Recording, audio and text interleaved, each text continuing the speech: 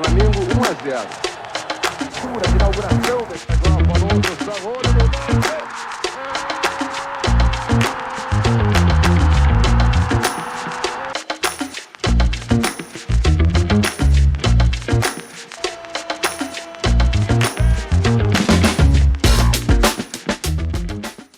Bez pracy nie ma kołaczy.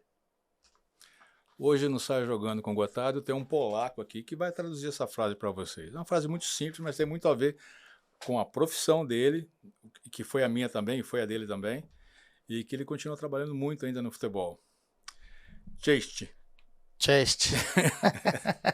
Seja bem-vindo, Roger. Roger Guerreiro tem um currículo fantástico, jogou em grandes clubes e também foi naturalizado polonês. Ele vai contar a história da seleção polonesa, como foi, o pedido do treinador, que exigiu a naturalização dele, que foi muito interessante essa história, hein? Fiquei impressionado. E nós vamos gastar esse assunto sobre o início, as dificuldades, o que ele vem fazendo hoje também, que continua o futebol, criando sonhos, criando esperança para a garotada que quer seguir carreira como atleta profissional de futebol. Inclusive tem um aqui, o Cauê, daqui a pouco eu vou mostrar a carinha dele aqui na tela, né, Cauê? Ele não quer não, não tem problema não, ele tá de boa. Tá? Prazer tê-lo aqui, Roger, muito legal. Muito legal, eu que agradeço o convite, um prazer estar aqui com você no Sai Jogando com o Gotardo, muito legal, achei muito interessante o projeto. Tivemos a oportunidade de estar trabalhando juntos, né, e depois de um bom tempo sem se ver, estar aqui com você hoje, e por acaso, né, a gente se encontrou aí aqui no Rio de Janeiro e com certeza aceitei prontamente o convite aí, e traduzindo essa frase aí, bez pracy nie ma kołaczy, sem trabalho não tem pão, né? Não tem comida. Essa é a tradução dessa frase aí. E o cześć é um cumprimento polonês, a gente se cumprimentou aí. Sim. Em polonês aqui é o oi, o olá. É um idioma muito difícil da pronúncia, né? A gente estava aqui analisando e ouvindo aqui no site, é muito difícil, porque o idioma polonês, ele sofreu a influência do russo, né, e do alemão, sendo que o russo, eles há várias décadas atrás era o segundo idioma, agora não mais, pelo que eu entendi, né? Hoje Sim. O segundo idioma, ou os outros dois idiomas que se utilizam, que são estudados na escola, na Polônia, é o alemão e o inglês, pelo Isso. que eu observei agora nas minhas pesquisas. Sim, na verdade o polonês é essa mistura aí, né? Tem o lado alemão ali, tem o lado que é vizinho da Rússia, e são palavras com muitas consoantes, né? Então fica difícil quando você não tem as vogais ali no meio para ajudar. Então aqui no Brasil, né, muitas das palavras aí tem sempre bastante vogais, e lá é só consoante, então fica bem difícil a pronúncia, e aí com muito tempo, eu fiquei 4 anos lá e mesmo assim, né, não aprendi a falar tudo. Hoje eu consigo ler algumas coisas e tal. Perdi muita prática, porque é muito tempo já sem estar praticando, mas aí você puxar na memória, vai no Google aqui, dá uma ajudinha, mas aí a gente acaba relembrando aí de bastante coisa. Ainda bem que lá não chegou assim uma influência de querer mudar algumas palavras no Brasil, né? Tirar as letrinhas, outras vogais para acrescentar apenas uma, né? Mais uma vogal lá na Polônia vai complicar todo mundo, exatamente, na exatamente. Vamos seguir a regra, o que a língua portuguesa diz aqui, vamos seguir a regra. É isso aí. A língua polonesa diz lá também. Você se naturalizou polaco, né? Ou seja, é normal, assim, no futebol, quando a gente encontra um alemão, encontra um brancão, né? A gente fala, ô polaco, senta aí, pô, vamos bater um papo, uma resenha, né? Como é que é falar polaco para você, né? Na verdade é polonês e polaco, né? Sim, polaco para mim foi uma situação bem inusitada, até para eu estar jogando na Polônia, né? Na época que eu recebi o convite, eu confesso que nem sabia que tinha futebol na Polônia, não lembrava nem onde ficava no mapa a Polônia, né? Estudei geografia lá na adolescência, e na época eu até pedi para ir conhecer o clube me mandou a passagem, fui 3 dias lá, conheci o Legia Varsóvia e aí gostei da estrutura, aceitei a proposta e viajei para lá no mês de janeiro de 2006 para seguir carreira lá. Mas confesso que foi uma situação bem inusitada e de adaptação, né, ao frio, ao clima, à cultura, e graças a Deus deu tudo certo, que depois de 2 anos estando lá, veio o convite para naturalização e posteriormente... Vamos deixar, né, para depois, porque tem essas histórias aí que isso aí. você conquistou esse espaço, isso que é muito legal, né? Você não esperava e trabalhou muito, né? Ou seja, Exatamente. o pão chegou até a sua mesa porque você trabalhou bastante, né? É isso E o mesmo. seu início em São Paulo, você que passou por momentos também de superação, mesmo sendo jovem, né? No Corinthians, depois esteve aqui no Flamengo, foi destaque no Flamengo também. Dá uma pincelada nesse início, assim, quem te ajudou, quem te impulsionou também. Isso é legal, porque às vezes pode contribuir com um garoto que esteja iniciando a carreira e alimentar algumas ideias. Sim, na verdade, o meu início de carreira foi no São Caetano, naquele São Caetano de Ademar, Adãozinho, Eu lembro. Esquerdinha, César. Então eu fui fazer teste no Sub-15 do São Caetano e aí foi a única peneira que eu passei. Eu acho importante falar isso até para os garotos aí que estão em busca do sonho, porque às vezes no primeiro, no segundo não, eles já acabam desistindo, ou os próprios pais, amigos em volta já começam a falar que eles não servem, para eles procurarem outra profissão, enfim. Eu fiz 7 peneiras na minha trajetória, durante a minha trajetória, mais ou menos 7, assim, pelo menos as que eu me lembro, e eu só passei em uma. E aí essa uma que eu passei foi a do São Caetano, onde eu fiquei, me profissionalizei, né? Disputei minha primeira Libertadores em 2001. Então, com 18 anos, com 15 anos eu fiz a avaliação, passei. 3 anos depois eu estava jogando uma Copa Libertadores da América. Então, Eu torci muito para vocês, hein? então, na verdade, eu participei da primeira, né? Que foi 2001, nós perdemos para o Palmeiras nas oitavas de final. E aí a do ano seguinte foi que o São Caetano chegou na final contra o Olímpia e eu já tinha ido para o Corinthians. Então, assim, esse meu início de carreira foi bem difícil. Foi relâmpago. Muito rápido. Relâmpago. Eu fui no infantil, né, sub-15, aí, né, passando muitas dificuldades, como 80, 90% dos jovens, e aí sem dinheiro para ir treinar, e vai treinar a pé, andava 1 hora até São Caetano, voltava mais 1 hora depois, às vezes algum pai ficava com dó, dava aquele R$1 para pegar o ônibus para voltar. Então... Você não tinha motorista particular, não? Não tinha nada não, a gente ia a pé, treinava num terrão lá e voltava a pé, quando algum pai ficava com dó da gente, sabia que a gente ia voltar a pé, às vezes pai de algum menino que tinha uma condição melhor, aí dava lá, ó, pega o ônibus hoje aí pra você, treinou muito hoje, então fiz isso, até que eu consegui uma vaga no alojamento lá em São Caetano, isso que São Caetano é vizinho ali de São Paulo, perto, né? Perto. Mas aí por conta desse meu translado ser a pé, porque não tinha dinheiro, eles não pagavam, aí eu consegui uma vaga no alojamento, então eu morava no alojamento com uns 30 moleques do Brasil todo. Não vai prestar, né? E aí ficava a semana toda no alojamento, final de semana eu voltava para casa. Então foi mais de 1 ano. E a fome que sentia, hein, quando acabava o treino, até chegar em casa, hein? Na verdade acabava o treino e aí a janta chegava 4 horas da tarde já no alojamento. Era o marmitex, né? Aquele arroz cheio de salito. Uns grãozinhos de feijão sem molho. Essa lita é para estufar, tá, gente? Dá uma estufada ali no garoto, que eles comem muito, na verdade. Exatamente. Aí a gente comia ali a marmita às 6 horas da tarde, a marmita já tinha esfriado muitas vezes. E aí era isso era assim que funcionava. E aí até que com 18 anos eu já intercalava os treinos entre sub-20 e profissional. E fui inscrito na Libertadores de 2001, aí foi minha profissionalização. Assinei o contrato profissional com 17 e aí com 18 fui para a primeira Libertadores. Que espetáculo, Roger, não sabia disso não. Bem cedo, precoce mesmo, já se destacando assim, né? Você como posição de origem é meia, né? A parte é uma ofensiva, sim. Um meia de criação, um meia agudo mesmo, assim, de finalização, mas que também se destacou muito jogando na lateral, que é a história que você vai contar aqui também, já, né? Na base, né? Na base sempre muitos meninos, né, querem ser atacante, meia, jogar mais perto do gol. Os pais vivem falando que essas posições são as que ganham mais dinheiro, então muito menino que se espelha, Neymar, Cristiano Ronaldo, Messi, tudo jogadores ali de ataque.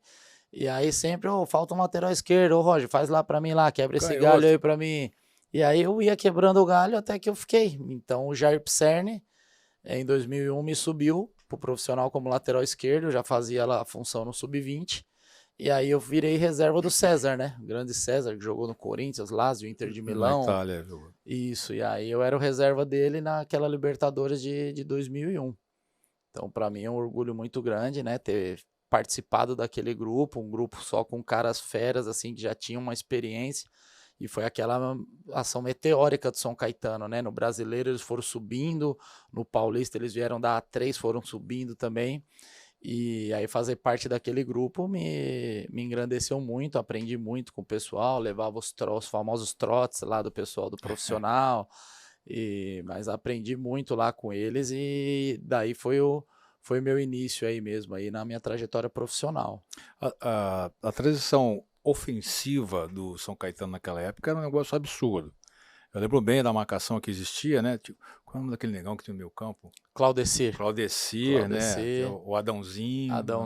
Claudecir, Adãozinho, tinha o Esquerdinha, o Serginho na zaga. Serginho e Daniel na zaga, às vezes Dininho. Dininho, Japinha, lateral direito, Nossa, lateral esquerdo era o César, tinha o Ademar, chuta-chuta. Chuta forte. Chuta-chuta Até da hoje Estrela, chuta caía forte. no pé dele, era canhão pro gol. Jogar uma pelada com ele. Pelada não, um jogo de massa e Sim. chutando tudo. Eu falei, Chuta tudo. Juntar ele e o Marcelinho Carioca, tem que dar uma bola pra cada um. impressionante, né, cara? Que time bom. E essa transição ofensiva era muito rápida. Era assim, uma velocidade, né? Era bem vertical. Eu vi vários jogos, chegou até a final Sim.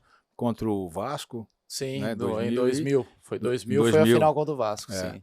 Eu lembro bem, o Vasco foi que, de muita experiência dentro e fora do Exatamente. campo, deu uma engambelada no São Caetano, né?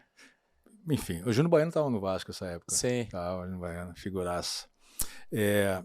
E você sempre tendo como rivais de posição a sua fera, né? Você falou, César jogou na seleção também. Chegou na seleção. Jogou, seleção chegou a bater brasileira. Seleção. Kleber, depois no Corinthians, né? Então, jogou lá. São Caetano lá, o César. O Kleber no Corinthians. Né? Quando você esteve aqui no Flamengo, a Tirson. Chegou a Tirson, né? Vindo de uma transação lá de fora, se não me engano, né?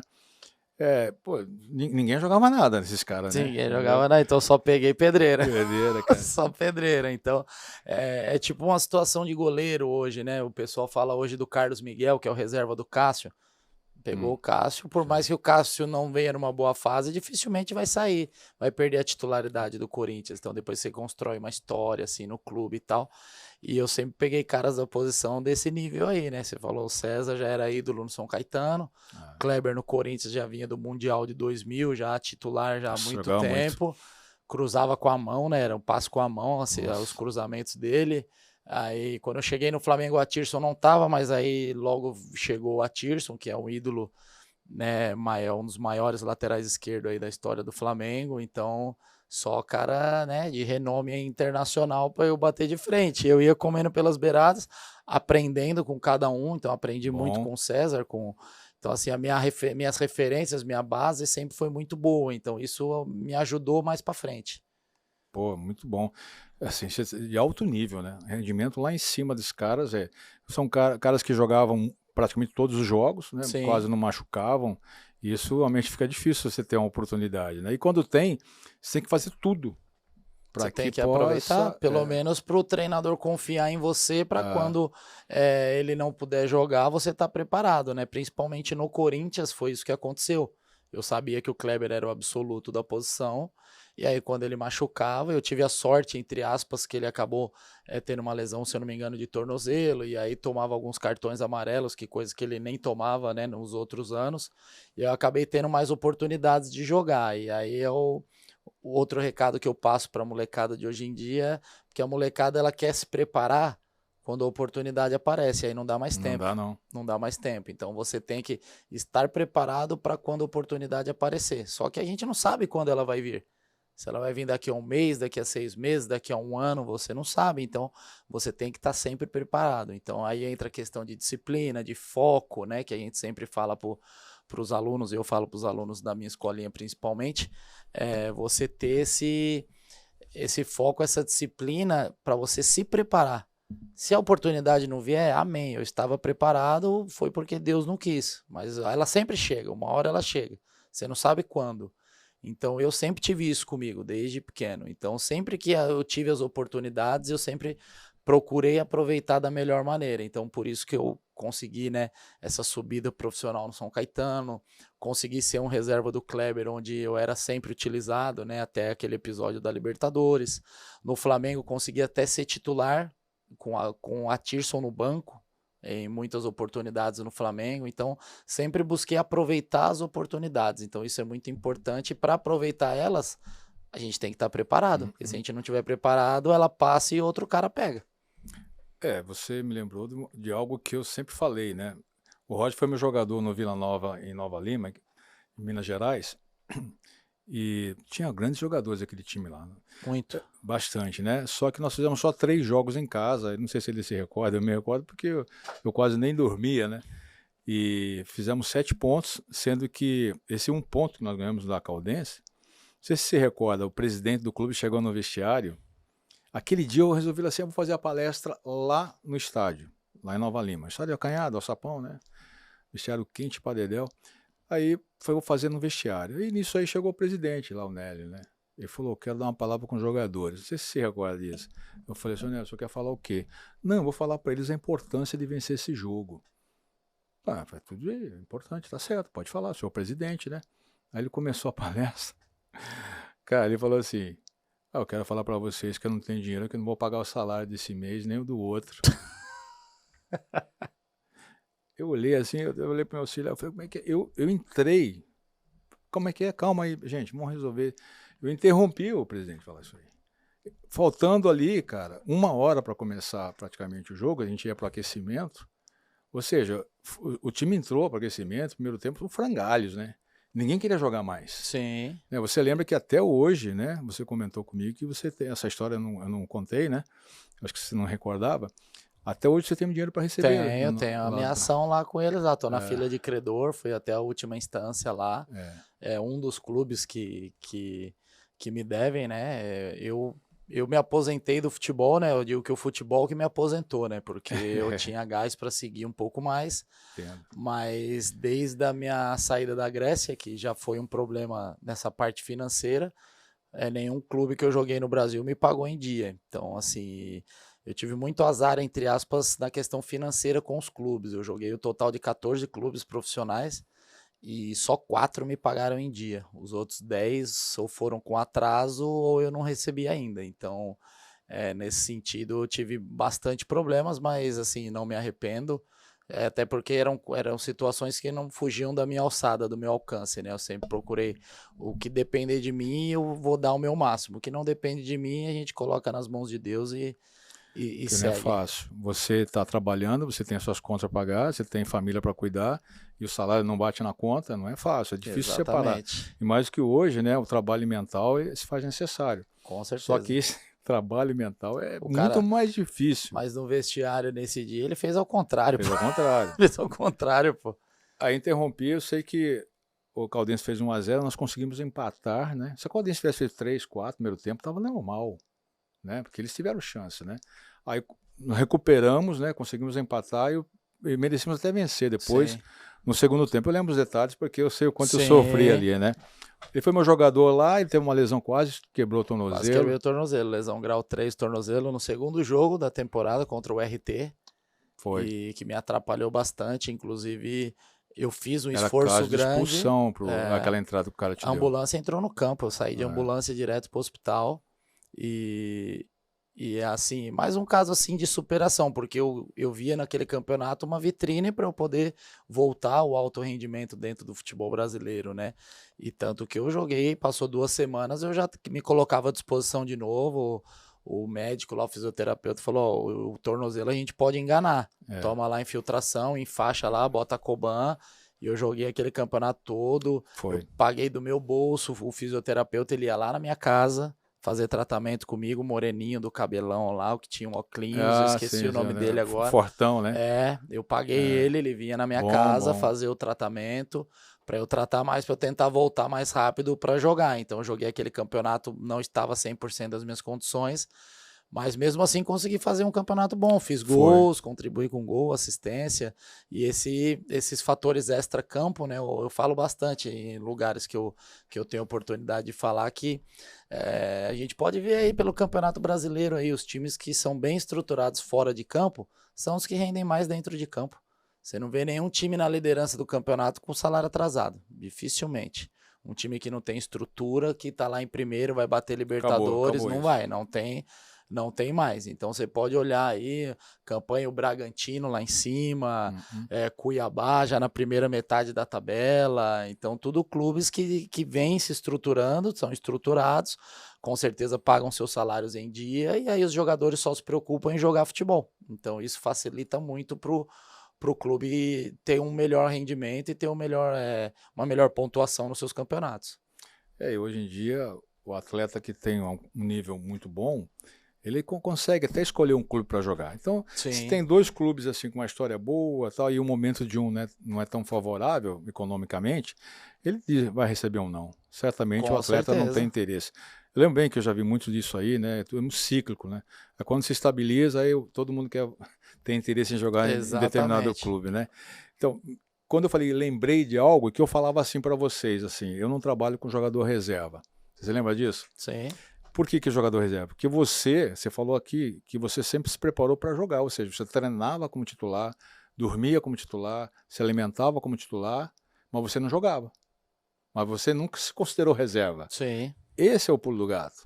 A opção de colocar ou não é do treinador, mas eu sempre treinei para estar pronto para quando for utilizado eu corresponder. Exatamente. Esse é o ponto. É a mesma coisa que você falar assim, não, porque o Djalminha e o Alex, 2 meias de qualidade altíssima, eles não jogaram a Copa do Mundo. Mas por que não jogaram? Porque eles mereciam.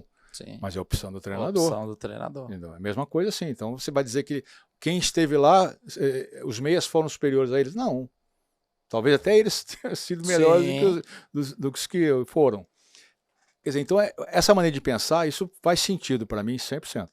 Tá? Um jogador hoje, nos dias de hoje, do passado de hoje, que não agir como você está dizendo assim, como o Cauê que está aqui, um atleta garoto aqui de 11 anos representado por você, se ele não tiver esse foco, essa mentalidade, não consegue vencer. Vai ficar para trás. Porque o dom, eu acredito que sim, ele tem. Você tem um dom, eu tenho, né? Mas o talento se desenvolve, você melhora, desempenho físico, técnico, tático e mental. É isso aí, são as colunas, né? Para que tenha sucesso. Aí você teve uma passagem no Corinthians que foi muito tumultuada, que aí você saiu e veio para o Flamengo, né? Mas dá essa pincelada na série do Corinthians, né? Só para a gente dizer também que nem tudo são flores, na verdade. Sim, na verdade aí eu saio do São Caetano, vou pro Sub-20 do Corinthians, não vou direto pro profissional. No meu último ano de Sub-20 eu vou pro Corinthians e sou reserva no Sub-20.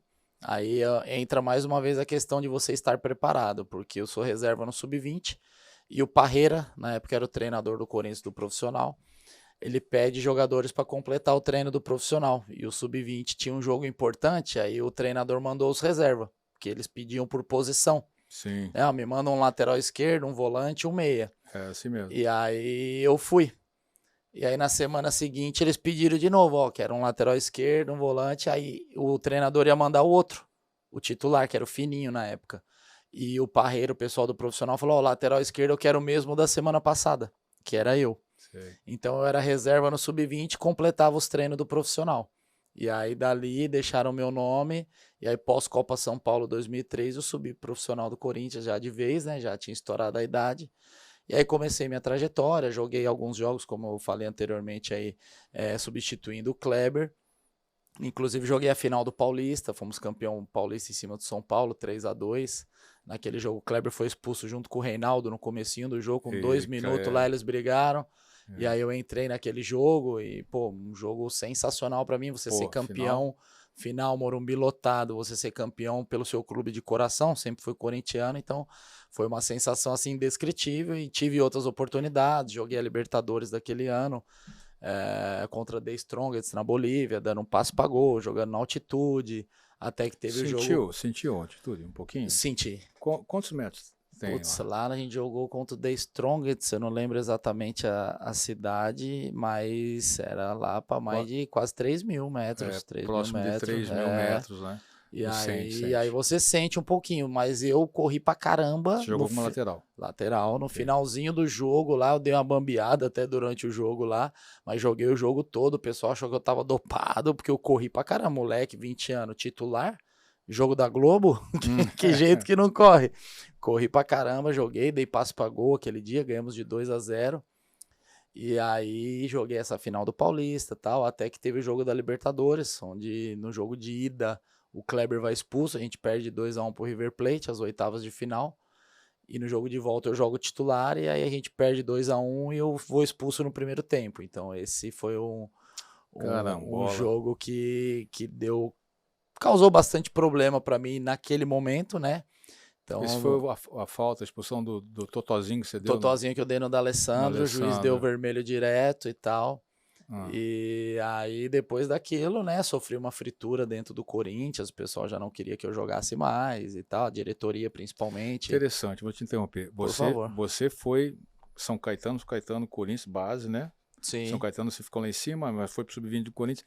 Quer dizer, da maneira que todo mundo fala assim, tem que investir na base, tem que tratar bem os garotos, tem que incentivar, treinar bastante. Quer dizer, você fez tudo certinho, quando você chegou lá em cima, te fritaram por causa de um lance que você não teve nem culpa, que foi um lance assim de timing, né? Sim. Sim, de velocidade. Exatamente, O cara tirou perdeu a bola, o time. tocou, uma falta normal, que possivelmente seria o máximo cartão amarelo, Sim. e aquilo ali acabou interrompendo um ciclo seu no Corinthians, né? Interrompeu, porque pouco tempo depois o Kleber é vendido pro Basel da Suíça, e aí teoricamente eu iria assumir aquela posição. E Oxe, aí, 100%. como aconteceu esse episódio, aí começaram a me escantear e subiram fininho, aí começaram a usar outros nomes na lateral esquerda e eu ficava literalmente assim, nunca me afastaram, falaram, Roger, você tá afastado, mas simplesmente montavam as duas equipes lá no coletivo, eu não estava, eu ficava treinando atrás do gol, Desagradável. fundamento, enfim, então Tem limites. são situações aí que acontecem que é aquilo, o que não mata fortalece, e pra me matar é impossível, eu falo, então tudo fortaleceu. E aí eu peguei tudo de experiência, então fiquei cascudo muito jovem com as situações que eu passei, tanto em adolescência e nesse meu início no Corinthians, porque você jogar no time de massa, sofrer essa pressão que eu sofri, porque o Corinthians era a obsessão, né, do Corinthians, aquela Libertadores, e aí você ser expulso Estava num demais, jogo e tal, É. e não tinha essa blindagem ao atleta que existe hoje. Se fosse hoje, eles não iam me botar para dar entrevista. Lá me jogaram dentro, eu me senti sendo jogado na cova dos leões, né? Tava cheio de imprensa, eu nunca vi tanta câmera. O cara falou, Roger, pra você dar entrevista lá, me jogou lá dentro, lá e eu fui pra entrevista. Como se eu fosse o maior responsável pelo fracasso. Exatamente, foi o que aconteceu. E em seguida, quem apareceu lá para ser o treinador foi o Júnior. Júnior. O Júnior é o maestro do Isso. Flamengo, hoje é comentarista. Ele ficou pouco tempo lá, né, cara? Ficou 10 dias, se eu não me engano. Ele deu para te conhecer. Pegou uma sequência de 10 dias, aí mais uma vez, entra Deus, né, e o preparo para a oportunidade, porque em 10 dias eu falo assim, eu acho que Deus colocou o Júnior lá para me ver, porque ele ficou 10 dias e eu era escanteado, né, ele deve ter visto eu lá treinando atrás do gol e falou, traz o menino aí para eu ver no coletivo e tal.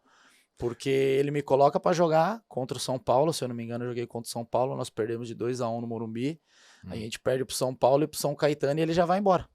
Eu não lembro na época se ele pediu para sair ou se demitiram ele, mas foram 2 jogos só. Eu acho que o que estava acordado não se cumpriu. Sim. Aí ele perdeu o interesse, já não era algo fácil, né? Sim. E dentro das exigências que ele fez, não se cumpriu, ele achou por bem sair. E né? aí Então, ele sai saiu, eu até fui descobrir depois, quando ele quis me dar essa oportunidade aqui no Flamengo, ele até me comentou que um dos motivos lá que deixou ele bem chateado, ele queria ter me colocado para jogar mais vezes e diretores, conselheiros lá falavam, não, esse aí já tá queimado, já tá escante, a torcida não gosta mais dele, deixa ele aí no cantinho dele mesmo. Então, aqueles dirigentes que acham que... Dirigente torcedor, né? Muito dirigente que acha que o clube é dele. Exatamente. Já sentia a SAF naquela época. E o Júnior nem entendia da função que se jogava na lateral esquerda, né? Quase nada. Não sabia nada ali, né? Pô, não tinha nenhuma visão do espaço, colocação e nada. Que legal. Então o Júnior te trouxe pro Flamengo. O Júnior que me trouxe porque no ano seguinte ele vem para ser diretor no Flamengo, né? Na Fla Futebol, eles montam o Fla Futebol.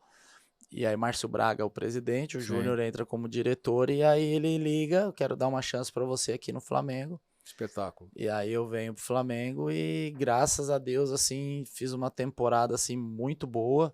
Se eu não me engano, eu joguei, cara, 60 jogos pelo Flamengo. Eu joguei o estadual todo, dos 38 jogos do Brasileiro, acho que eu joguei 35, né? A maioria como titular, alguns entrando. Joguei praticamente a Copa do Brasil inteira. Então, foram uma sequência muito boa pelo Flamengo. Foi meu primeiro ano, assim, que eu fui praticamente um titular absoluto, assim, a temporada toda, e Pô, foram 12 gols, se eu não me engano, foram 11 em campeonato, um em amistoso, e todos os gols de bola rolando, jogando como lateral esquerdo, isso é um feito, assim, inédito, assim, né, cara? No ano seguinte, o Gabriel fez muitos gols pelo Fluminense, mas batia pênalti, né? Tinha bola parada, os meus gols foram todos de bola rolando. É que eu acho legal que você já, no início dos anos 2000, você já entendia que você dominava 2 posições, ou 3, sendo que igualmente a posição de meia e lateral.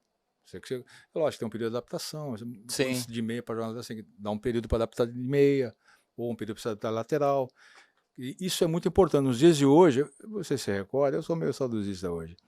Eu falava assim, um jogador tem que dominar 100% uma função, 90% outra e 80% a terceira. Hoje já mudou. Para mim é 100, 95, 90. Naquela época nós trabalhamos juntos. Sim. Entendeu?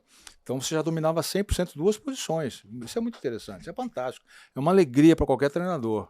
Sim, Tá? até porque naquela época não se convocava 2 times, né? Você não podia levar 2 times pro banco. Então era só 6 e o goleiro. E aí, por exemplo, o treinador escolhia ou levava o lateral direito ou o esquerdo.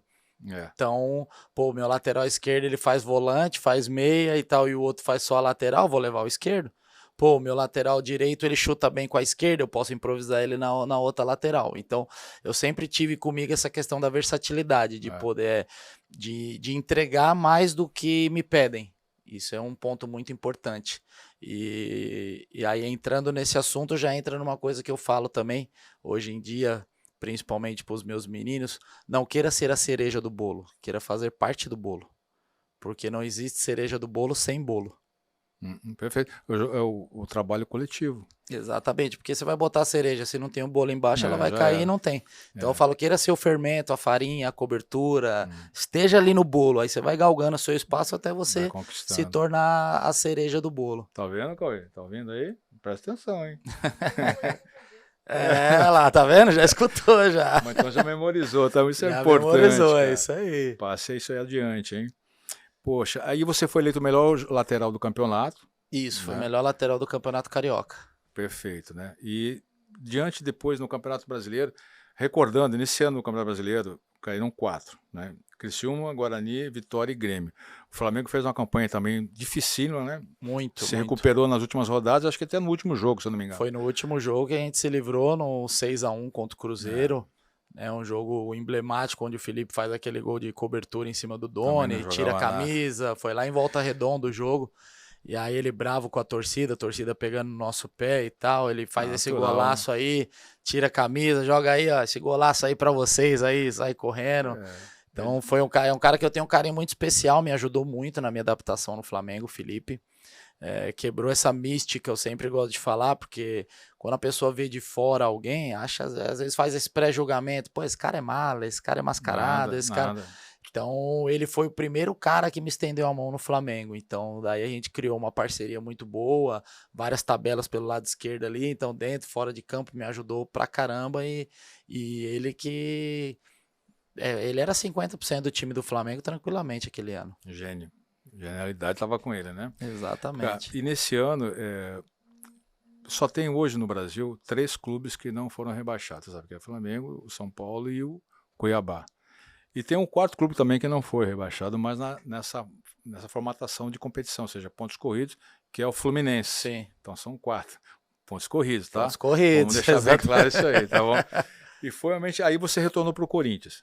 Isso, aí eu estava emprestado pro Flamengo, aí voltei pro Corinthians, com muita vontade de jogar, né? De repente ter essa sequência, né, de jogos. Seu coração pedia. Meu coração pedia, falava, eu preciso mostrar o meu valor dentro do Corinthians, mas infelizmente não foi possível, chegou uma proposta de empréstimo do Celta de Vigo e até fui falar com a diretoria, com o próprio Tite, na época o Tite era o treinador, expliquei a situação, que eu queria uma oportunidade para ficar, né, não estava exigindo a titularidade, mas queria saber se eu ia ter oportunidades de jogar, um recomeço. Ele falou que eu tinha que esperar, que ele ia dar oportunidade para quem já estava lá primeiro, e se eles não aproveitassem, que eu ia ter a minha. E aí entra outra coisa muito importante, é você fazer as escolhas. Você tem que fazer escolhas, né? Muitas vezes você tem 2, 3 caminhos para seguir, E aí você tem que fazer a escolha, e eu fiz a escolha de não ficar lá, não pagar para ver, e aceitei a proposta do Celta. No outro dia,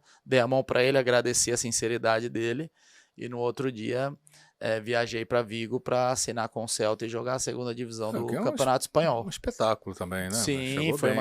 uma primeira experiência, né, num clube de fora, o Celta, que é um clube hoje primeira divisão na Espanha. Na época lá nós jogamos a segunda, se eu não me engano ficamos em segundo ou terceiro lugar, subiam os 3, a gente subiu para a primeira divisão do Espanhol. De 15 jogos eu joguei 13 como titular, então foi um outro time que eu tive a sequência como titular. Então para mim foi um momento de afirmação, né, porque no Corinthians eu não era o titular, São Caetano também não, então no Flamengo joguei, saí, no Celta joguei e falei, pô, tô firmado, né. Os treinamentos do Celta, você recorda alguma coisa? O método Então utilizado? lá era o Fernando Vasquez, o treinador na época, e ele jogava no 4-1-4-1, né, famoso esquema que o pessoal falou que o Tite tinha inventado na época, quando o Corinthians foi campeão com o Tite em 2015, mas a gente já sabe que os esquemas já vêm de longa data, né, ninguém inventa, tudo, né, a gente se copia, né, nada se cria, tudo se copia. Às vezes Se acrescenta um detalhezinho. acrescenta um detalhezinho, normal. mas eu lembro que ele jogava bem no 4-1-4-1, e lá eu aprendi muito sistema defensivo, marcação, porque aqui no Flamengo eu jogava eu e o Rafael, com 2 volantes defensivos que faziam bem a cobertura, 2 camisas 5 praticamente.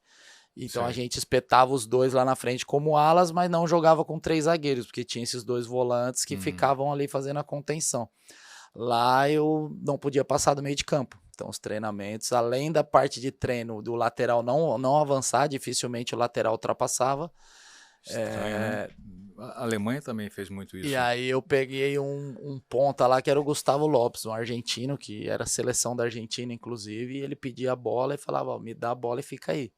Não precisa passar aqui não, que daqui pra frente eu resolvo. Era aquele meio... Não vem me atrapalhar, meio pô. pé, né? Mal ele sabia. E aí eu, molequinho, 21 anos, né, cara? Primeira vez fora do Brasil, o time era bem experiente lá na época, né? Tinha o goleiro, era o Pinto, que foi do Barcelona depois. O Vrizas era um atacante grego que tinha sido campeão europeu 2004 com a Grécia. Aí tinha esse Gustavo Lopes, Fabian Canóbio, que era um meia que jogou no Valência depois. Então era um time bem cascudo, assim, esse do Celta, e eu entrei, consegui jogar como titular e tal, mas por empréstimo também, e aí acaba o empréstimo, eu volto pro Corinthians de novo, e aí fico sabendo que eu não vou jogar novamente. Tem o Gustavo Neri lá, já tinha entrado a MSI lá, enfim. Quem que é o treinador? Quando eu voltei dessa vez, estava o Márcio Bittencourt, acho que já tinha passado o Passarella, né? O Passarella veio... Foi o pessoal da MSI, aí entrou, veio o Tevez, Seba, Mascherano, aquele pessoal todo. E aí investimento alto. E aí o Márcio Bittencourt falou que eu ia ficar no banco pro Gustavo Neri, né? E aí eu falei, não quero mais. Gustavo Neri, que jogou no São Paulo, também chegou na seleção também. Sim. Também ótimo então, lateral. Outro cascudo que eu ia... Lateral. Mas como eu já vinha com uma bagagem de Flamengo, Celta, eu queria ter minha oportunidade, né? Não queria que essa sequência fosse interrompida. Então eu pedi para sair do Corinthians, né? Chegou o momento do basta. Eu fiz uma carta de próprio punho pedindo demissão do Corinthians. Sério? Eles não queriam me mandar embora, queriam que eu ficasse lá para ser o reserva do Gustavo Neri. E eu fiz uma carta, eu não quero mais pertencer ao Esporte Clube Corinthians Paulista. E aí, sério isso, hein? E aí eu saí, e aí tive Você foi vendido? Não, saí livre, né? Livre mesmo? Sim. Eu pedi a demissão. Na época era passe ou direitos federativos. Então, eles não queriam me demitir para não pagar, né, as custas e tal, né? Então, eu pedi demissão. Você falei, foi orientado? Eu falei, o seu coração? O advogado orientou? Não, meus empresários, tal, eu tinha propostas, né? Isso ficou 2 meses essa briga aí e tal. Cheguei da Espanha em junho, então ficou junho e julho nessa briga aí e tal, até que eu consegui sair. E eu tinha proposta de Juventude e Grêmio, né? Aí eu acabei optando pelo Juventude e para jogar a Série A do Brasileiro de 2005, a segunda metade. Aí, por coincidência, minha estreia foi contra o Corinthians, no Alfredo Jaconi. Ganhamos de 1-0, passe meu, gol do Josiel. Eu lembro bem desse time de Juventude. Time forte, bom, né? Você jogou ala, o Juliano pelo outro lado também, né? O Juliano que tinha jogado no Palmeiras. Sim. Né? Antônio Carlos, o zagueiro, o ataque era Enilton, não lembro quem era o outro time atacante com o Enilton, mas o Tucho era o meia, então um time muito bom. Verdade. E a gente se salvou no Brasileiro aquele ano, né? Brigou para não cair também, mas se salvou. Mas é difícil mesmo. Sim. 24 ou 20 clubes esse ano? Eu acho que já eram 20. Já era 20, porque Já. no ano anterior eram 24 clubes. Sim, eu acho que já eram 20 esse ano. E a gente se safou, se eu não me engano, no ano seguinte o Juventude caiu. Esse ano a gente safou. Aí depois, pós-Juventude, que tem essa minha ida para a Polônia, né? Pô, vamos entrar então, vamos falar um pouco da Polônia, muito interessante aí. A sua chegada lá, a sua performance, que realmente acima da média, que atraiu o interesse do treinador da seleção. Conta a sua passagem pelo clube pra gente, né? Você fez quantos gols? Pô, Ou assistências? Lá no Legia Varsóvia foram 22 gols e assistência um monte. Eu jogava na linha primeiro eu jogava na linha da frente, né? Eram 2 linhas de 4, eu joguei de extremo, o meu primeiro ano lá. E aí no segundo ano trocou de treinador, o cara viu que eu tinha uma boa qualidade de passe, visão de jogo, aí ele me trouxe para dentro para jogar como 10 e aí foi onde o treinador Léo Berhacker da seleção fez o convite para me naturalizar polonês. Aí eu fui eleito melhor jogador do país em 2007 lá na Polônia, 2006 a gente foi campeão polonês, 2007 campeão da Copa da Polônia e da Supercopa, e aí fui eleito melhor jogador em atividade no país, e aí surgiu o convite para me naturalizar polonês. Você era estrangeiro e foi escolhido o melhor jogador. Ainda era estrangeiro, né? Sim, era estrangeiro ainda e fui eleito o pessoal melhor. Gostava do brasileiro mesmo, né? Sim. Acho que gosta até hoje. Na verdade, eu abri portas lá. Quando eu cheguei lá em 2006, não tinham muitos brasileiros. E aí contrataram na época eu e o Edson Canhão, Edson Miolo, hoje treinador lá em Goiás. E aí até hoje falam que nós dois formamos o melhor lado esquerdo da história do Legia. Eu acredito, porque o Edson, eu tive a oportunidade de ver o Edson começando no Sport Recife, eu passei lá o ano de 99. Até encontrei com ele recentemente num time aí, no Iporá de Goiás. De Goiás, eu estava no Craque de Catalão, jogamos contra. E aí contrataram ele e assim... Ele também, tanto eu quanto ele, fizemos assim um campeonato espetacular em 2006. O Legia fazia 6 anos que não era campeão e a gente bateu campeão. 10 vitórias seguidas a gente teve. E ele sempre bateu muito forte na bola. Então saía a falta do meio de campo. Era 30 mil pessoas em pé gritando o nome dele para ele bater a falta. E aí ele jogava de camisa para dentro, puxava aquele cordãozinho do calção lá para baixo. Solto, né? Aí ele só olhava para mim, ele falava, pega esse elevador aí. E pum, pegava a bola, caía lá dentro, golaço. E aí ele fazia muito gol de falta e eu jogando na linha da frente, era pedalada e drible e tal. Então a gente se destacou bastante. Aí em dezembro de 2007 vem o primeiro convite, o primeiro contato para naturalização. O treinador do meu time na época falava espanhol, veio me perguntar se eu tinha interesse em jogar a Eurocopa. Eu falei, você tá maluco, né? Você não sabe que eu sou brasileiro, então... Ele, não, mas se tivesse a possibilidade, você toparia? Eu falei, pô, pra ontem, né? E aí ele falou, não, só isso que eu precisava saber. E aí no outro dia o treinador da seleção, Léo Berhacker, me liga e marca uma reunião. Aí faz uma reunião comigo no hotel, Sheraton, lá em Varsóvia. E assim, eu gostei muito tanto da abordagem, porque ele já tinha estudado tudo tanto dentro de campo quanto fora. Então ele sabia que eu gostava de Coca-Cola, no dia da reunião tava uma garrafinha de Coca-Cola já na mesa. Eu sei que você gosta aí, eu tomo uma coquinha aí. Que então maneiro. Ele pesquisou eu dentro e fora de campo. Então, aí me passou toda a situação, né, do interesse dele, como ele queria que eu jogasse no time dele. Falou que com a bola eu poderia fazer o que eu quisesse, ir aonde eu quisesse, buscar a bola onde eu quisesse, lá na linha do zagueiro, lá na ponta, na outra ponta, mas sem a bola ele me queria na frente do 5, que era o volante defensivo. Então sem a bola eu precisava fazer esse trabalho defensivo. Falou, se você fizer, você tá dentro, senão você tá fora. Falou bem assim, direto. Gostei dele, hein? E aí muito bom, hein? E aí eu aceitei. Eu acredito que ele tá numa relação dos melhores treinadores que você trabalhou. Com pela certeza. Simplicidade, caráter, dignidade. Todo o contexto. E assim, até pelo histórico, né? Eu falo assim, eu peguei caras, você citou o Júnior, que era especialista da lateral esquerda e viu alguma qualidade em mim. Quem me subiu no Corinthians foi o Parreira. Então, também dispensa comentários. Quem me convida para me naturalizar polonês, Léo Berhacker, que foi o cara que trouxe o Ibrahimovic da Suécia pro Ajax, foi treinador do Real Madrid, então tudo caras com um ótimo entendimento de futebol. Então eu pensava comigo, cara, alguma qualidade eu tenho, cara, eu não sou esse jogadorzinho mais ou menos que alguns me pintavam né, por conta da expulsão lá no Corinthians e tal. Esse É. moleque não serve, esse moleque é ruim, não sei o quê, encerra a carreira. Então, assim, eu pensava, caraca, meu, muita gente boa gosta do meu futebol. Então, isso era aquele ânimo, né? Dava aquele gás em mim, caraca, meus caras que entendem de bola gostam de mim, eles veem qualidade em mim, então eu vou dar atenção pra eles, não pros haters, né? Hoje falam que são os haters, né? Que ficam lá na internet xingando e etc. Porque é muito sério isso que você está dizendo. Um jogador da sua qualidade ser praticamente rejeitado por uma parte da diretoria de um clube grande, que você é um ativo que foi 100% desvalorizado. Quer dizer, Sim. aí quando você vai fazer as contas, você, peraí, vamos ver. Por que não entrou uma receita no clube na saída do Roger? Mas não, foi dispensado. Como dispensar um jogador como esse, que hoje faz parte da seleção polonesa, muito querido pelo treinador, e foi destaque da Eurocopa. O primeiro gol foi o seu, O né? primeiro gol da história Da da Polônia história numa Eurocopa foi meu. Pô, olha só. E como é que o clube nada arrecadou com isso aí? Quer dizer, eu fico impressionado com a estupidez e ignorância de muitos dirigentes que ainda se perpetuam no clube até hoje. Sim. E tiram onda. Tiram onda que eu fiz isso, fiz aquilo e não fez nada. Enfim. Complicado. Aí esse seu gol na Eurocopa, você foi muito bem ali, né, cara? Foi nesse jogo, não, que você ganhou um prêmio?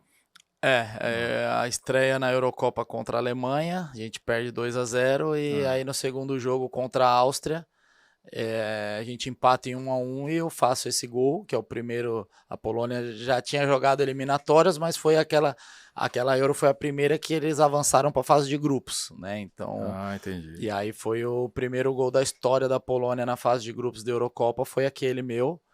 E aí ganhei o prêmio, né? Cerveja vitalícia pra vida toda, né? Essa moda pega, hein? Um dos patrocínios. Ixi, um monte de gente fala, pô, por que eu não era seu amigo naquela época? Pô, não lembrou de mim e tal. E aí, como eu nunca bebi álcool, né? Nunca gostei. Eu dei o prêmio pro Saganovski, que foi o jogador que fez a jogada do gol. Ele corta pra dentro, chuta, o goleiro rebate no meu pé. Eu só coloco pro gol. E aí eu dei pra ele esse prêmio e já tive notícias, encontrei ele pessoalmente em 2016. Até hoje tá desfrutando. Tá aproveitando, tá desfrutando lá, bebendo a cervejinha. Parabéns, hein, Parabéns pro Saganovski. Será que tá com uma barriga de cerveja? Hoje em dia deve estar, pô. Que isso, Saganovski. Que guloso, hein? Que guloso. E aí, terceiro jogo perdemos pra Croácia, mas aí, particularmente eu e o goleiro, Arthur Boruc, a nossa Eurocopa individualmente foi muito boa. Então eu volto pra Polônia com muita moral, Destaque. com a torcida, com um destaque, né? Acabei recebendo várias sondagens, até propostas de clubes grandes e tal. Então foi um tempo muito legal. Você recebeu proposta de clubes que já disputavam a Champions, né? Sim, Lá, sim. Com o Leg eu cheguei a jogar eliminatórias para Champions, né? Mas aí não chegamos a avançar para a fase de grupos. Mas recebi proposta de Ajax, Borussia Dortmund. Lembro que na pré-temporada a gente fez contra o Borussia. O Tinga veio falar comigo, pô, os caras te querem aqui, hein? Fica esperto que vai chegar e tal. Então, eu lembro na época era Ajax, chegou a ter sondagem de Benfica, Dedé. Já tava lá? Dedé, Tinga, eu falava com eles. Olha a dupla que você ia fazer com o Dedé ali. Exatamente. O Julião tava lá, o Julião já tinha saído, o Júlio César. Era o Tinga, eu lembro bem de uma conversa com o Tinga depois de um jogo que a gente fez lá, a gente empatou acho que 2-2 com o Borussia, ele falou, os caras te querem, só estão falando de você aqui e tal. Infelizmente acabou não dando certo, eu permaneci no Legia, mas acabei despertando interesse de clubes de fora, clubes do Brasil, foi um tempo muito legal. Poxa vida. Em seguida você continuou lá, né? Continuei lá no ano seguinte, aí 2009... O Legia ia me perder de graça, porque meu contrato terminava em 2009, eles não me venderam, eles queriam pedir o mais alto, né? E aí não me venderam, em 2009 eu me perder de graça em dezembro, e aí chega a proposta do AEK, Atenas da Grécia, e aí eles aceitam me vender por 250 mil euros. Na época eu fui pro AEK da Grécia. Valor baixo, hein? Valor baixo, perto de... Eles que chegaram a recusar a proposta de 3 milhões de euros lá por mim. Eles chegaram a recusar e depois... Quem fez 25 jogos na seleção, até mais... Foram 26 jogos, 4 gols, 8, 9 assistências. 250 mil euros não é nada. Então eles, para não me perder de graça, aceitaram. E aí eu fui pro AEK Atenas da Grécia. E lá foi assim um momento também difícil, né? Crucial. Dificuldade do país, né? Sim. Politicamente, A economicamente. Grécia quebrou aquela época, Eu não lembro. só os clubes, né, como o país todo. Então era fogo lá no centro de Atenas. Os sábios gregos, eles hibernaram, né? Eles dormiram Dormiram. muito tempo, e não tinha mais o que dizer, né? E aí quebrou a Grécia toda. Então, pra você ter uma ideia, a minha luva, né, que é o que você pega na assinatura do contrato, eu fui receber 5 meses depois. Então, aí dali virou aquela bola de neve. E aí foi um momento bem turbulento para mim, complicado, tanto dentro quanto fora de campo. Foram 4 anos, né, que eu fiquei lá. Não queria ter ficado esses 4 anos, mas por circunstâncias aí da bola, acabei ficando. Quando tinha proposta para sair, eles não liberavam. Quando não tinha, eles queriam que eu pedisse a rescisão e aí eu não pedia, né? Entendi. Escutava muito do meu empresário para eu sentar no contrato, que uma hora ia pagar. Eu tô sentado até hoje no contrato e não recebi nada. Cara, os advogados, vambora, gente, bora. Pô, vou Vamos te falar, lá, me deixou na mão, hein? Deixou na mão. Esse aí foi complicado. Esse dinheiro já foi pago, já. Mandou. No sentido, o suor já caiu, pô. Faz tempo. Muito tempo. O suor já caiu, já secou. Entendeu? Complicado, mas esse eu pão escutei é pra muito tá na isso. mesa. Ficava, não, me tira daqui, cara, me tira daqui, eu vou para qualquer outro lugar por metade do salário, sei lá, me tira daqui. Não, senta no contrato, seu contrato é muito bom, uma hora você vai receber e tal. Tô sentado até hoje e nada, mas enfim. Vamos aí, vamos orar nesse sentido e vamos ver com os advogados também. Mas e aquele prêmio que você ganhou de carro? Mas foi na Supercopa que você ganhou um carro como prêmio Isso, do melhor jogador. Na Polônia, ganhei um carro na Copa da Polônia, na final, na Supercopa da Polônia. Foi para os pênaltis, né? Empatou acho que 0-0. E aí fui eleito melhor em campo, e o melhor em campo ganhava um carro, uma Mercedes, ganhei um carro e até uma história engraçada, porque o pessoal do clube queria que eu vendesse o carro e dividisse o prêmio para os jogadores, Sim. né, igualdade, e aí eu tava muito bravo esse jogo, porque no intervalo o treinador me abordou de uma forma achando que eu tava fominha, que eu tava jogando só para mim, não tava jogando pro time, que eu tava individualista, e no meu ponto de vista eu não via dessa forma, e enfim. Aí acabou o jogo, a gente foi campeão e eu fui eleito pelos jornalistas lá presentes o melhor em campo, e aí ganhei esse carro e falei para eles que o carro era meu. Eles acharam que eu ia usar o carro, ia ter o carro para uso próprio, mas eu acabei, já era um pensamento meu, aí eu vendi o carro e doei o dinheiro para instituições lá na Polônia. Poxa. E aí foi uma ação bem bacana que surpreendeu a todos lá na Polônia positivamente. E aí, inclusive, tem uma sala lá de um hospital que leva o meu nome, que aí foi com esse dinheiro que eles construíram lá.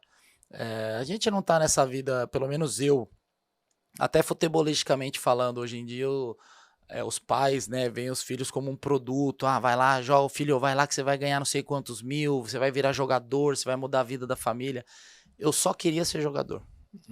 Então, os contratos que eu assinei, principalmente os primeiros, Corinthians, Flamengo, eu não tava assim... Claro que a gente sabe que vai receber um valor, mas eu nunca cheguei ao quanto que eu vou ganhar para eu assinar isso aí. Eu chegava, o Corinthians me quer, vou. Não tava, hoje em dia a primeira pergunta é quanto que vai ser, quanto que vai ganhar, quanto que vai pro empresário, quanto que vai não sei quem. Então, assim, eu não tinha isso. Então, para mim... E até hoje eu penso dessa forma, em tudo que eu vou fazer, o dinheiro é uma consequência, ele não é a causa. Então, quando você coloca o dinheiro na frente, as coisas não acontecem. Então, eu sempre coloquei como consequência. Então, poderia ter... O foco é outro. O foco é outro. Então, o dinheiro vai vir automaticamente. Você vai fazer um trabalho bom, você vai ser reconhecido, você vai jogar bem, a empresa vai vir te patrocinar, vai te dar a chuteira, vai te dar o dinheiro, contrato de patrocínio, comercial. Então, na Polônia eu tive o meu auge. Então, na Polônia eu fui capa de revista, capa de televisão, tinha patrocínio da Nike, fui garoto propaganda do FIFA, do joguinho de videogame do FIFA. Então, vivi o auge do auge lá na Polônia, mas através do trabalho. Eu não fui buscar isso. Isso veio para mim através do meu trabalho, entendeu? Então, isso eu acho muito importante frisar, né? Porque eu não coloco nunca o dinheiro na frente. Hoje eu vejo muita gente, até, né, familiares, colocando o menino como um produto. Vai lá, filho, vira jogador e muda a vida de todo amigos mundo também, aqui. né? Sua família, amigos, né? todo mundo, né? E aí quando você tá na pior, os amigos saem, né? Tem um exemplo recente aí do do Daniel Alves, todo mundo falou, né? Quando aconteceu aí, ele tá preso, todo mundo saiu fora e tal, ninguém ajudou, ninguém mais quer ser amigo, então é na pior que a gente vê quem tá com a gente mesmo. Se é uma amizade verdadeira, né, sabendo do erro que ele cometeu, né, ele tem que pagar pelo erro, Sim, obviamente, né, com não certeza. tem como passar pano numa situação dessa, e tem que pagar mesmo. Entendeu? Mas a questão do carinho, a afetividade que existe, né, entre os amigos, né, que sempre ele ajudou, Sim. né, são esses caras que você fica meio estranho, né? É os de verdade, né? Eu tenho um amigão meu que ele sempre fala, Roger, a principal característica sua, eu te conheço desde pequenininho e até hoje a gente é amigo. Ele fala, você é o mesmo cara, no pouco, no nada, no pouco, no muito, no pouco de novo, no nada. Sucesso. Você sempre foi a mesma pessoa, então nunca perca isso e eu levo isso para minha vida e transmito isso não só para meus filhos, né, para minha família, para os meus alunos, enfim, nunca perca o seu caráter, a sua essência por conta de valores financeiros, ou fama, ou sucesso, enfim, que não vale a pena. Você já citou. Aí você ganhou o carro e você acabou cedendo o carro para dois hospitais. Sim. É só para explicar para o pessoal aí que está nos acompanhando o seguinte: você tem 3 maneiras, na minha opinião, tá, Rod? 3 maneiras de você dividir esse prêmio. Você pega o prêmio, você combina antes entre os atletas e a comissão técnica, né, pessoal todo. Aí pode até fazer uma votação, né? A sua foi o seguinte: vou pegar e vou vender e dar para a instituição ou para o hospital. Show. De repente alguém lá fala: não, eu quero pegar o carro só para mim. E não vou dar nada para ninguém. Ok, também é um direito dele. O outro pode dizer assim, eu quero 50% do carro para mim, os outros 50% divide para vocês. Pode ser também. Então, quem decidir querer o carro só para ele está fora da outra divisão. Sim. Já está fora já. Se o outro ganhar, ele está fora. Mas normalmente... O combinado não sai caro, exatamente. né? A sua atitude surpreendeu a todos, eu acredito. Sim, tá? Não é à toa certeza. que você é bem lembrado lá. Surpreendeu a todos, ninguém esperava que eu ia fazer isso, mas foi uma coisa que você sente no coração, sabe? Sente no coração, faz e tá tudo bem, e a gente, né, ajuda e sem olhar quem, sem esperar nada em troca, né? Eu falo, eu não desperto expectativa, tipo, eu não espero nada de ninguém, porque aí você se decepciona menos quando você fica esperando muita coisa dos outros ou de alguém e tal, você cria expectativas, aí não acontece, você se decepciona, então... eu falo, dá moral para quem te dá moral, assim você evita decepções. Essa é uma frase que eu levo para mim também, e sempre tudo que eu faço é de coração e sem esperar nada em troca. Até você lembrou hoje desse fato do carro, e é uma coisa que já aconteceu há tanto tempo que às vezes eu nem lembro mais que eu fiz, que aconteceu. Eu não sou de estar falando assim das coisas que eu faço ou que eu já fiz. Eu acho que esse é o primeiro podcast que eu faço que eu falo dessa premiação. Mas é bom falar, sabe? Porque não é você é livre dessa soberba, dessa arrogância. Eu te conheço, eu sei como é que você é. Mas é bom que isso sirva de exemplo para outros, né? Para aquele que está começando com 10 anos, que um dia, se eu tiver a oportunidade, eu vou seguir o exemplo que o Roger falou aí. Faz que não vai se arrepender. Vale muito a pena, sabe? Vale muito. E quem já está na estrada rodando há muito tempo, tem condições de fazer, a gente sabe, o Neymar, eu já falei aqui, o Neymar faz isso já há muito tempo. Sim. Com o Instituto Neymar. E as pessoas não falam porque não querem falar, mas o cara faz. Ele cuida aproximadamente de 10 mil pessoas. Não fala porque isso não vende, né? A gente vem de uma cultura aí que o que vende é notícia ruim. A gente vê os programas televisivos aí. Às vezes eu proíbo minha esposa de assistir certos programas que é só matança, é sequestro, é não sei o quê. Aí é o dia todo falando disso. Então, assim, isso vende. Isso dá ibope, dá audiência. Então, coisas boas normalmente... não dão audiência. Agora, bandidos travestidos de torcedores, né? Que agridem atletas, comissão, enfim, integrantes de um clube. São bandidos, pô. E aí isso dá audiência e fica impune. São bandidos. Tem que tratar como bandido e tem que penalizá-lo. Dá um tempo nessa tal da audiência de custódia e penalizar esses bandidos, né? Se já não é mais primário, principalmente...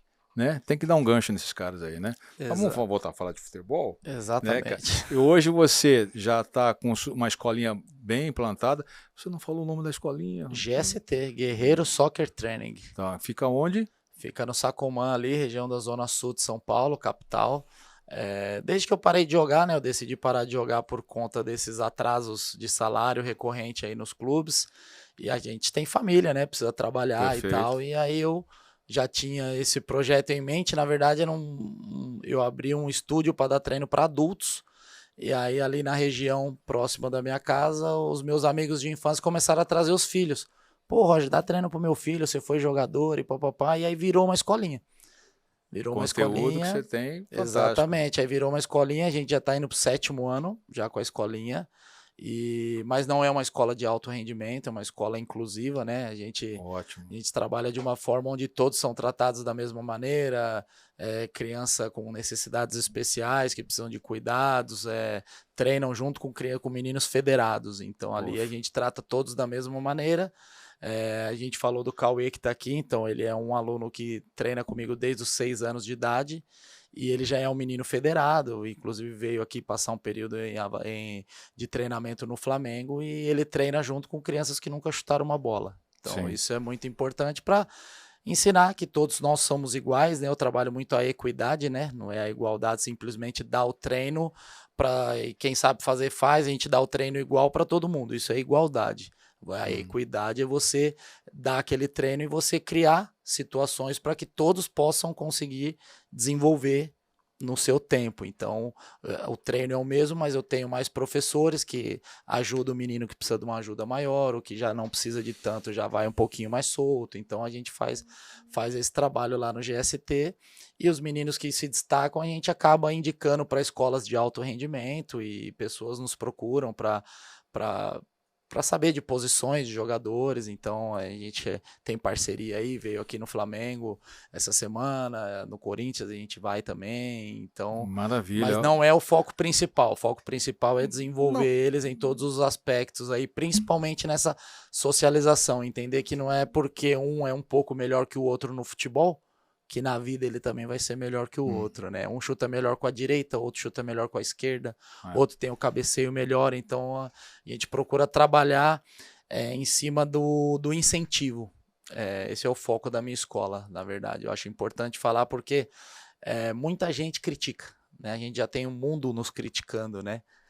As crianças dentro da escola mesmo sofrem bullying. Eu recebo muita criança que sofre bullying de outras escolas de futebol, ou dentro da escola na educação física, aquele que não é chamado para jogar e etc. Então a gente trabalha muito em cima disso, de potencializar tecnicamente, principalmente o aluno, para que ele possa vir a ser escolhido na educação física, e aí trabalhar o psicológico dele também, que não é porque hoje ele está pior que o outro que ele é pior que o outro. Então é o momento, né? Hoje eu estou assim, amanhã eu vou estar de outro jeito. Esse é o principal foco. Eu tenho falado muito disso, que é importante a atividade física aqui, né? Você está falando de uma criança, da inclusão, e a inclusão às vezes não é o garoto que tem um problema de ordem assim, dificuldade de locomoção, da mecânica dos movimentos. Pode ser um óculos, às vezes ele enxerga pouco. Sim. Né? Aí tá com óculos ali, né? Até tem que ser um óculos preparado para evitar um choque, né? Mas ele tem que fazer parte da brincadeira, do estímulo. É que cada sem rejeição. Exatamente. Eu falo assim, que cada um tem o seu objetivo. Às vezes o seu objetivo não é o mesmo que o meu. Então a cobrança em cima do seu objetivo é uma, a cobrança em cima do meu objetivo é outra. Por exemplo, a gente tem um menino que é alto rendimento, que a gente sabe que a cobrança em cima do futebol dele, da performance dele é muito maior. Eu tenho outro menino que ele só quer jogar na educação física da escola. Ele só quer ser escolhido ali na educação física da escola. Esse é o objetivo dele. Então, esse é o objetivo dele. Então, a cobrança em cima dele é muito menor. Ele vai ter uma cobrança para melhorar e tal, mas é uma cobrança não de alta performance, sim do mínimo de performance para ele poder interagir com os colegas dele sem ser excluído. Então, todo esse mapeamento a gente faz dentro da escola para trabalhar em cima da individualidade de cada um. Então, a minha escola, o foco principal não é o coletivo, né? Não é ganhar jogos, campeonatos. A gente participa de jogos amistosos, campeonatos, mas o foco não é o coletivo. O foco, apesar de o futebol ser esporte coletivo, o foco é no individual de cada criança. Pô, você é da região, você repete para mim o endereço, né? Tem um Instagram também. Tem o Instagram Guerreiro GST, o Instagram da escola de futebol. O meu é r.guerreiro10, e a gente está na região do Sacomã, zona sul ali de São Paulo. Opa, gente, olha o conteúdo aqui, botar seu filho no radar de grandes clubes, né? Lógico que não há promessa, né? Existe trabalho, existe Exatamente, suor, né? trabalho. Isso é um trabalho em conjunto, né? Seu, do garoto, da família do garoto, né? Sim, Ou dos parceiros de negócio também. É uma exatamente. parceria que pode ocorrer e pode dar certo, né, cara? Com certeza. E eu falo assim, o principal não somos nós, né? Você como ex-jogador, gestor, eu também, não somos nós que levamos ninguém para clube. São eles mesmos. Sim. São eles mesmos. No caso do Cauê que a gente trouxe aqui, foi o captador do Flamengo que observou ele lá em São Paulo. Ó. E o cara pediu, ó, não, vamos levar ele lá no Rio para ele treinar com o grupo do Flamengo. Então, assim, Ele vai ficar. são eles que criam as oportunidades. A gente é só aquele intermédio que faz um contato aqui, orientação. Mas eles que se mostram, né? Eles que permanecem no lugar. Às vezes, para você entrar no lugar é um pouco mais fácil ou menos difícil, mas é o seu talento, o seu trabalho físico, mental, que a gente falou, tático, que vai fazer com que você permaneça lá. Então, eles falam, vou jogar na escolinha do Roger, porque o Roger foi jogador, ele vai me levar. Eu vou ser amigo do Gotardo, porque o Gotardo tem contato aqui. Não, são eles que mostram. Eu aprendi uma frase muito interessante, quem me falou foi Zé Rubens, pai do Wagner. Foi jogador de São Paulo, jogou lá no Celta de Vigo, ele foi... Nossa, Wagner, como jogava bola Ele foi meu treinador, o pai dele foi meu treinador na base do São Caetano. E ele falou uma vez, para nós ali, todos ali do Sub-20, esteja sempre preparado, porque tem sempre alguém vendo alguém. Em qualquer lugar da sua vida. Isso aconteceu comigo, tá? Aqui no podcast, na minha casa, no treino, andando na rua, tem sempre alguém vendo alguém. Algum olho tá voltado para você. Aconteceu comigo, eu contei aqui essa história já. Então, e eu passo isso para eles. Então, fique esperto, que tem sempre alguém te olhando e uma hora a oportunidade vai pintar, aí esteja preparado. Roger, obrigado pela sua presença, cara. Estou muito feliz conhecendo um pouco mais o outro lado da pessoa Roger, que é o mais importante para mim, né? Com certeza. Eu sempre falei isso, é um combo. Eu sempre trabalho a pessoa que está no atleta. E muito feliz pelo seu trabalho, seu projeto, a realização. Eu sei que você vai longe, né? Você agora está comentando também. Sim. Na rádio Transcontinental, no programa Samba Gol. Um outro projeto aí que eu entrei agora, cara, e muito legal e muito contente pela oportunidade. É aquilo, estar preparado para quando a oportunidade aparecer, agarrar. Um abraço aí para todo mundo do Samba Gol aí na Transcontinental. Cara, olha, conteúdo fantástico. Você que assistiu, assiste mais uma vez. Indique esse conteúdo também para pais, irmãos, empresários, né, amigos, né, que tenham colegas, né, irmãos que estão querendo também subir, buscar uma oportunidade de trabalho, de ser atleta profissional ou não, né, mas que tenha uma orientação como você está dando para os garotos aí, né, e que você fez sua vida toda de superação. Com certeza. Tem a ver com a frase, que eu não vou lembrar a frase, do polonesa, né, no início, né, que o trabalho põe o pão na mesa, né? Best praxe, nie ma coatse. É isso aí. Pois é. Então, quem não sai jogando com Gotardo, foi um prazeraço ter aqui com você. Eu sei que eu fui um dos melhores treinadores que você teve, né? Com certeza, tá na lista, tá na lista. Tô entre os... Tá o top 3, com certeza, com certeza. Não, foi um excelente treinador, aprendi muito. Léo Benhacker coloco nessa lista aí também. Top. Mas, né, tive a Barreiro, oportunidade Júnior. de ser trabalhado por você lá no Vila Nova e foi uma experiência incrível e não é à toa que você, né, toda a sua carreira como jogador, treinador, gestor de clube, com certeza tem muito a acrescentar ainda pro futebol. Obrigado. Tem sim. Obrigado, pessoal. Compartilhe, curta, comente, tá? Forte abraço a todos. Valeu. Flamengo 1-0. Pura inauguração